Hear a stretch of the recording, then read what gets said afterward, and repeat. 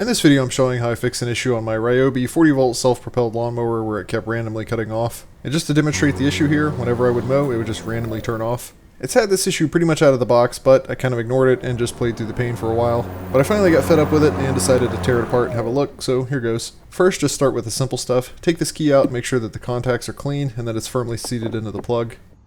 Also confirm that no yard junk got into the battery contacts. Obviously confirm that the battery is charged, and if you have other Ryobi tools, test the battery out on one of those to see if the issue follows the battery. In my case, the battery works flawlessly with my edger and leaf blower, so the issue is isolated to the mower. While troubleshooting it, I found that really subtle movements to the handle caused the mower to cut off, so I decided to follow that rabbit hole. To start, take the battery out so you don't chop your fingers off. It's a lot of work to do bent over, so build yourself a table to make it easier. There are 10 screws that need to come out to disassemble the handle. The screws take a Torx T20 bit. It doesn't have to be a security bit, that's just what I had in my toolbox. And the plastics on this thing are kind of cheap, so whenever you're removing and tightening the screws, you have to be a little gentle with it. I've had this thing apart a few times, so disregard the broken bits. Once all the screws are removed, there are a few clips that hold the plastics together. 2 of them are on the top right here, and then there's one on the underside. I just pressed down on them with a screwdriver, and then the 2 halves of the plastics came apart. There's a small cable that connects to the speed adjuster for the self-propelled. Just disconnect that so you can get the other half of the plastics out of the way. And now we get a look at how everything works here. When the bail is pulled down, it engages this switch. It has a little bit of play in it, so I'm guessing that's where my issue is. The switch itself seemed like it was fine. It had a nice healthy click to it. I had a hunch that the contacts to the switch might be too loose. They seem to slide around a little bit. I put the battery back in to test it. If you're going to do this, please be careful. It is super sketchy. I engaged the switch and started the mower. Sure enough, I found I could wiggle the cables around, and once I got the angle of the dangle right, the mower would cut off. So I decided the switch was probably my issue. I removed the battery again to continue working on it. I made a trip to Home Depot and I picked up one of these toggle switches. It's only $5, so pretty low risk investment. There's not a whole lot to it. It's got 2 leads connected and a toggle switch for on and off. We won't be needing the bail anymore with where we're going, so I went ahead and removed it. I used a pair of snips to cut the wires to remove the switch. Then I stripped some of the insulation off of each of the wires. The toggle switch has this ring that threads on to hold it in place. I removed it and also removed the little on and off plate. There's a notch on the plate that matches the thread so that you can't put it on incorrectly. I grabbed the biggest drill bit that I had laying around, which was the 3/8. It was just slightly smaller than the threads on the switch, but I knew I'd be able to work with this. I drilled a hole where I wanted to mount the switch and cleaned up the shavings.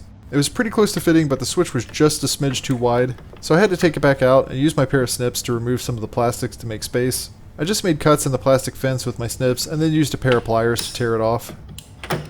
I had to do this a few times to get it right. I also embiggened the hole with the drill bit a little bit more. Alright, so now that the switch fits all the way in, I decided to cut grooves in the plastic that I could route the leads through. Same thing as before, I just cut them with the snips and then tore a tab off with the pliers. And now I'm able to install the switch and route the leads to where I need them. I twisted the 2 blue wires from the mower together since they were connected before. Then I grabbed my crimping kit. I'll leave an Amazon link to this in the description. I'm not sure if they even sell it anymore, but it's been pretty good to me. I slid one of the connectors over the white wire. Then I twisted it together with the black wire. I moved the connector to the middle over the wires. I crimped it down a few times and gave it a few test tugs to make sure it would stay put. And then same thing with the blue wires. I had to use a slightly larger connector since there was more wire here. I slid the connector over the wires. I twisted the blue wires from the mower together with the black wire from the switch, put the crimp in the middle over where the twist was, and then crimped it down a few times.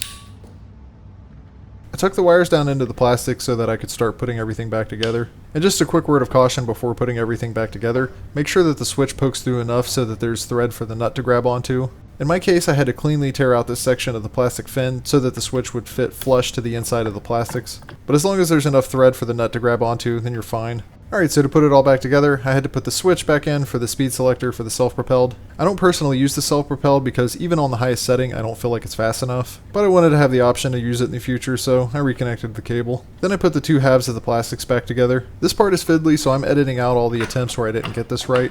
But when everything lines up, the clip should snap together and hold it there. Then I put all 10 of the screws back in. And just a reminder that these are cheap plastics. If you're over tighten, it will strip out the hole, so just finger tighten with a screwdriver and definitely don't use a drill. Next I put the little on and off plate in place. I threaded the nut on as far as I could with my fingers and gave it a few extra turns with a pair of pliers.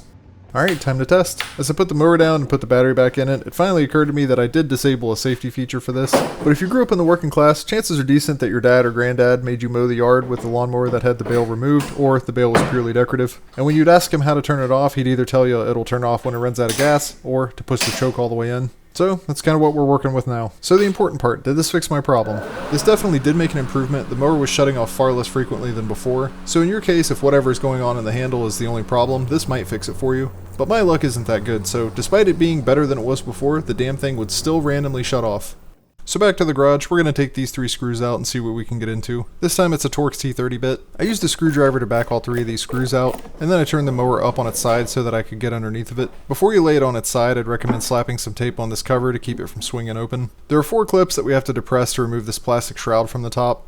2 of them are right here, and the other 2 are down here. I used a flathead screwdriver to work on them. You just have to move the clips so that they slide through the slots. It's not rocket surgery, but they did kind of fight me a little bit. When I got the last one, it popped loose, and I was able to remove the shroud from the front of the mower. Next, there are 4 clips that hold the top half of the mower to the bottom half. One of them is at the top right here. 2 of them are in the middle, a little hard to see, but right here. And then 1 more at the bottom. Exact same thing as before here. I just used a flathead screwdriver to push on the clips so that they would release. We're done with the underside of it for now, so I set the mower back upright. The plastic's kind of clamshell open to reveal the internal components. I didn't have to fully remove the top half, just get it enough out of the way so I had room to work. It was surprising how much grass and dirt and garbage had built up on the inside. I used my air compressor to clean it up a bit, and this problem, like all the others, is caused by another unforgivably stupid design flaw by Ryobi. I noticed at the bottom of the mower where the self-drive motor is that there's just a hole for everything to blow up into the inside. Bad job, Ryobi, not buying another one now. After I had it cleaned up, what immediately caught my eye was this braided cable that comes from the handle that we worked on earlier. It goes to this screw-in connector that for some reason wasn't screwed in. It's possible this is just a one-off and mine just didn't get screwed in at the factory. Or maybe the vibration wiggled it loose, I don't know. I removed the little retainer to make it easier to work with. There's not a lot to this connector. It's got a little seal on the end of it with a couple of pins inside. I reconnected the 2 ends and tightened them together as hard as I could. It's difficult to get much leverage in this little tight spot, but it was good enough. Alright, so putting everything back together now, I pushed the braided wire back down into this channel, and then screwed the little wire retainer back into place. The top plastics are a clamshell, so you'll want to start with the back part first. They've got these grooves that grab onto the little metal piece here, and also make sure that the braided wire is fit through this notch in the plastic so that it doesn't get pinched, and then everything should just close up. The plastics are somewhat rigid, so you have to push on them a little bit to get the clips to snap back together. Alright, so last piece here, the plastic shroud from the front. Nothing to it here, just line it up and squeeze till it looks right. Almost done, up underneath of the cover, just have to put the 3 screws back in. And finally, this thing is fixed and I've been able to mow with no more random shutoffs. This journey was a rough one, but if you made it this far in the video, I hope I didn't waste your time and some of this was useful. It seems like in life, fixing something that's broken is typically pretty easy. That just takes a little curiosity, grit, and spare time. What's much harder is distinguishing when something isn't worth fixing and it's time to give up and move on.